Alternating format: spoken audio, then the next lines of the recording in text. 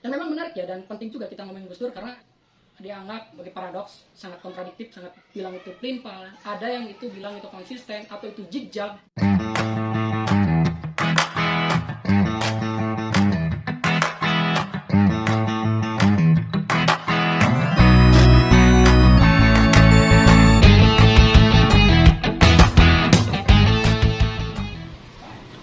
Halo milenial, jumpa lagi dengan saya Ije Jailani, pendiri komunitas Rindu Diskusi. Kali ini berdasarkan request dari sahabat-sahabat yang berkomentar, minta untuk dibedah terkait misteri Gus Dur, pemikiran Gus Dur misalnya, atau teka-teki Gus Dur, dan banyak hal-hal yang nyeleneh dan dianggap aneh, dianggap unik oleh beberapa kelompok, baik itu pikirannya, tindakannya, ataupun kontroversi yang ditampilkan. Dan memang menarik ya, dan penting juga kita ngomongin Gus Dur karena yang pertama dia adalah salah satu presiden di Indonesia yang sangat fenomenal. Kemudian dia juga yang berikutnya, dia itu pikirannya dianggap sebagian orang sebagai paradoks, sangat kontradiktif, sangat bertolak belakang, bertabrakan, atau mungkin juga ada yang bilang itu hipokrit, bilang itu pelin-pelan, ada yang itu bilang itu konsisten atau itu zigzag. Kapan dia nyerang, kapan dia mundur, kapan dia bertahan, kapan dia mengelak, dan banyak hal yang ini di luar nalar kebanyakan orang pada waktu itu. Misalnya Gus Dur itu kan sangat mengkritik pemerintah ya, tapi Gus Dur sempat masuk pada 1987 itu sebagai anggota MPR dari Golkar. Pada waktu 1996, menjelang pemilu 1997 itu NU dan Gus Dur sangat bertabrakan, bertolak belakang.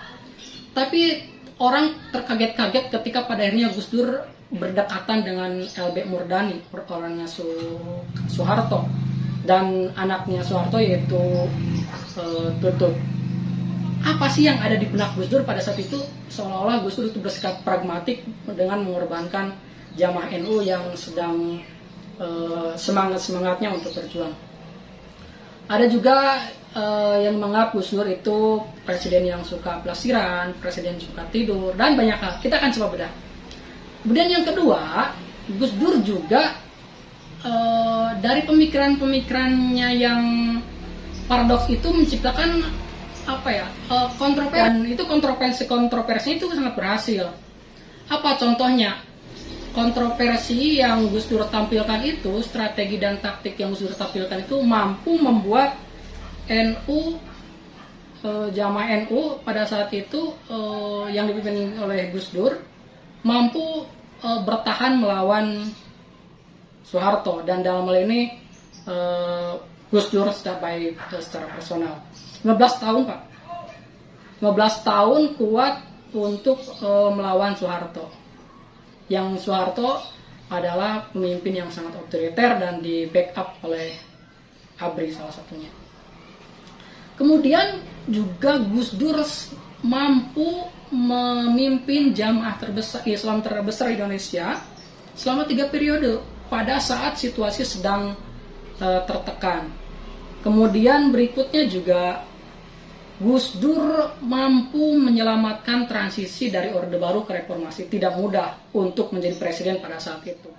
Itu memerlukan sebuah pemikiran yang sangat dalam, taktik yang sangat dalam. Kemudian hampir tidak terjadi peperangan bersaudara. Berbeda dengan misalnya transisi di Mesir salah satunya. Terjadi pertempuran berdarah. Nakodai sebagai tokoh perdamaian, Bapak Tionghoa menjadi salah satu deklarator Partai Kebangkitan Bangsa, dan banyak hal. Nah ini silakan sahabat-sahabat, teman-teman yang mau diskusi silakan tulis dulu di kolom komen. Kita akan bedah Gus Dur ini karena ini tidak hanya dalam satu square, saya akan kupas secara tuntas minimalnya dari ketika Gus Dur itu menjadi seorang intelektual sampai Gus Dur itu lengser jadi presiden. Saya akan coba kupas menjadi 4 bagian. Yang pertama, ketika Gus Dur jadi seorang intelektual, apa yang pikiran yang Gus Dur keluarkan. Kemudian ketika Gus Dur melawan Orde Baru secara kultural, apa basis kekuatan yang membuat dia survive, kemudian keyakinan apa yang dipegang, kemudian seberapa besar resiko dan lain hal. Yang ketiga itu ketika Gus Dur jadi struktural. Jadi struktural itu ketika Gus Dur menjadi negara. Dalam tanda kutip, Gus Dur melawan negara di dalam negara, kira-kira begitu. Kemudian yang keempat adalah ketika pasca lengsernya Gus Dur dari jabatan presiden. Sangat panjang dan mohon dukungan dari sahabat-sahabat, dari teman-teman untuk dukung kajian ini, dukung diskusi dengan cara like, comment, dan subscribe, dan pencet tombol lonceng. Nah, yang pertama dulu saya ingin bahas tentang ketika Gus Dur menjadi seorang intelektual.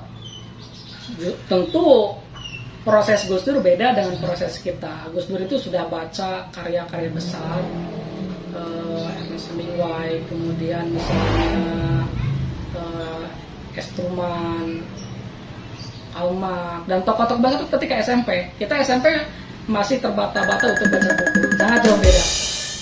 Kemudian juga waktu Gus Dur bergelut, bergumul dengan pemikiran-pemikiran Timur Barat, membuat Gus Dur sangat multi perspektif dan membuat pikirannya jadi khas dan kaya.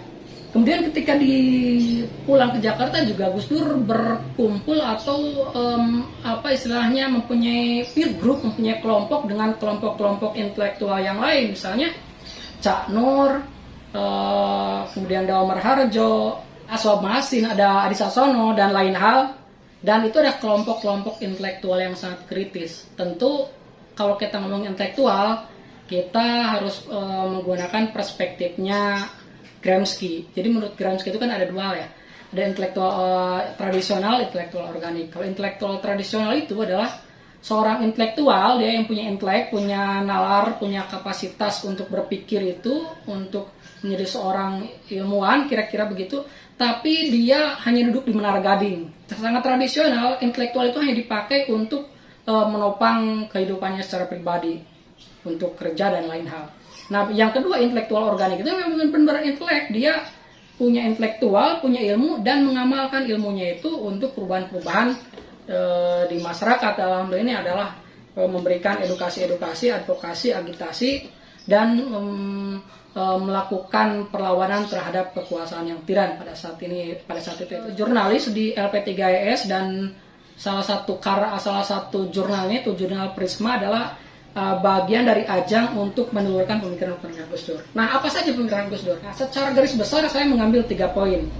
Yang pertama misalnya, Gus Dur adalah seorang santri, alumni pesantren, seorang kiai, seorang gus, tapi dia menolak formalisasi ajaran Islam atau menolak penegakan negara Islam di Indonesia.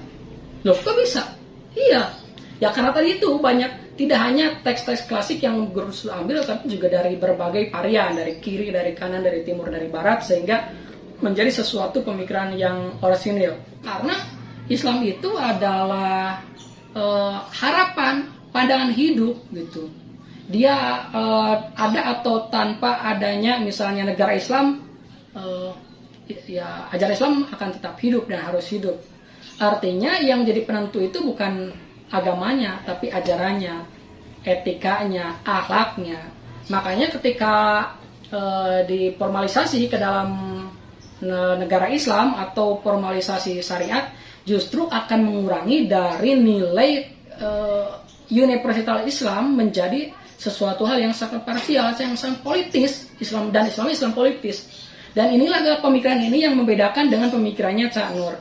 Jadi kalau Cak Nur kan purifikasi ajaran Islam, kemudian harus kalau ingin menegakkan Islam yang harus menegakkan sistem Islam di Indonesia, sehingga disebut Islam masuk ke dalam birokrasi pemerintahan, ada formalisasi ajaran, ada islamisasi lah kira-kira. Dan Gus Dur menolak itu. Kenapa? Karena dalam pandangan Gus Dur, kalau kita pinjam pendekatannya Foucault ya, jadi menurut Foucault itu ada kolerasi antara keinginan untuk mengetahui dengan keinginan untuk menguasai. Will to trust akan berkolerasi dengan will to power.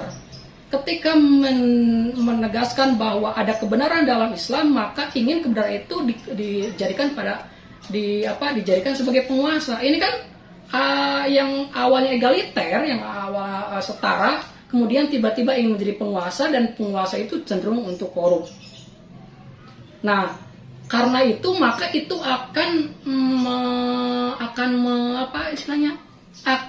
menurunkan grade kesakralan, atau misalnya grade-nya Islam itu akan jadi turun dan akan cenderung untuk dipolitisasi.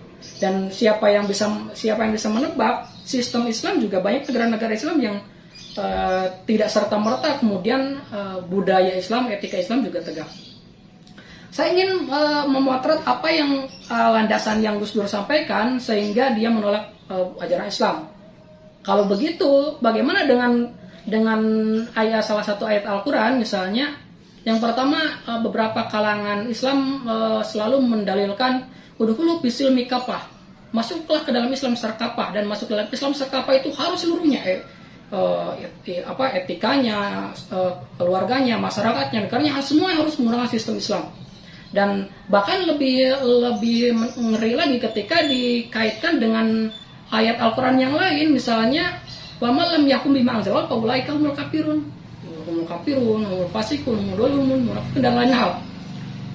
Loh, kalau begitu berarti Gus Dur tidak sesuai dengan ajaran ayat Al-Quran. Tentu saja Gus Dur melihat bahwa dalil-dalil tersebut adalah dalil yang diambil secara parsial, secara atomis, tidak mengkaitkan dengan ajaran Islam yang lain. Misalnya apa? Masa iya sih?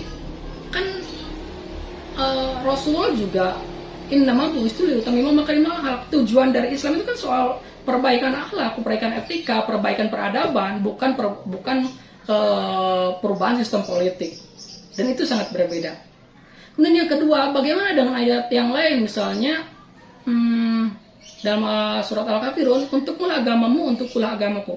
Bagaimana kemudian, apakah mungkin kita mengambil sebagian ajaran dan mengentaskan sebagian ajaran yang lain? Kan itu sangat paradoks gitu ya. Nah, Gus Dur melihat bahwa kafah silmi dalam hal ini adalah bukan silmi dalam kaitan sistem Islam, karena tidak pernah Rasulullah mengajarkan sistem Islam harus monarki atau republik atau lain hal. Tapi silmi dalam hal ini adalah salam, kedamaian, masuklah ke dalam kedamaian secara utuh. Kedamaian itu artinya ya harus egaliter, harus saling menghargai, harus saling toleransi. Bagaimana kita untuk misalnya bertoleransi sementara di sisi lain ada mayor minor gitu, sangat tidak egaliter, dan lagi-lagi penafsiran itu adalah sangat mengkerangkeng atau sangat mereduksi ajaran-ajaran Islam yang sangat luas. Maka kemudian apa sih yang Gus Dur tawarkan dari pemikiran ini, dari penegakan itu? Apa sih poin yang ingin Gus Dur sampaikan? Menurut Gus Dur itu dalam kaitan kepemimpinan ini, dalam kaitan bernegara ini, ya poinnya adalah kalau kaitan dengan siasa adalah ujungnya siasa atau politik atau kenegaraan, ujung harus kemaslahatan. Mau itu di negara manapun, mau itu dalam sistem manapun. Dalam salah satu kaidah usul fikih itu ya tasarruf kulimam al-riyah manutun bil maslahat. Keberpihakannya seorang pemimpin itu harus pada maslahat. Maslahat apa? Kebaikan. Kebaikan dalam hal ini yang Gus Dur ambil itu ada mengambil salah satu referensi grand teorinya Al-Ghazali, yaitu usul khamsah. Soal misalnya harus menjaga nafs, jiwa, menjaga harta, hibdul mal, hibdudin, kemudian hibdul nasl, hibdul akal, semuanya harus komprehensif, dan itu adalah salah satu, dan itu adalah poin penting dari bagaimana cara kita untuk beragama. Nah, karena itu maka sudah jelas dalam konteks ini, apalagi pada saat itu potretnya adalah Orde Baru. Masa iya sih agama harus mengambil peran sebagai negara? Biarlah peran negara mengambil perannya sendiri, agama mengambil perannya sendiri, dan dua-duanya memiliki arah yang sama, yaitu soal kemaslahatan. Dan menurut Gus Dur bahwa Islam itu bukan sebagai syariat dalam artian sistem, tapi sebagai way of life, pandangan hidup Yang namanya pandangan hidup, ketika dia hidup, dia itu harus jadi cara pandang dalam sistem apapun gitu. Dan karena pandangan hidup, dia memiliki harapan, dia memiliki hope, memiliki transformasi, memiliki daya ubah untuk melakukan perubahan sosial.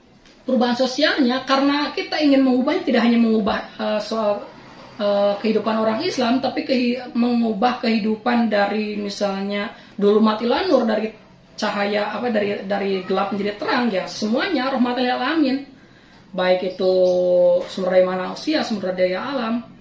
Ketika kita ingin memiliki daya transformasi, daya ubah menjadi lebih baik, membangun peradaban, maka sejatinya Islam tidak harus dihadap-hadapkan dengan ideologi yang lain.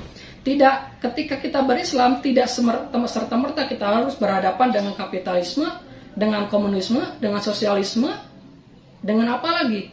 Tidak demikian, karena semuanya itu punya cara sendiri-sendiri. Kadang-kala kita mengambil bentuk dari sistem liberal, kadang mengambil dari bentuk sistem sosial. Dan potret bernegara di Indonesia adalah salah satu hibrid ya dari Islam yang Gus Dur sampaikan adalah Islam sebagai rahmat, Islam sebagai sebuah kedamaian.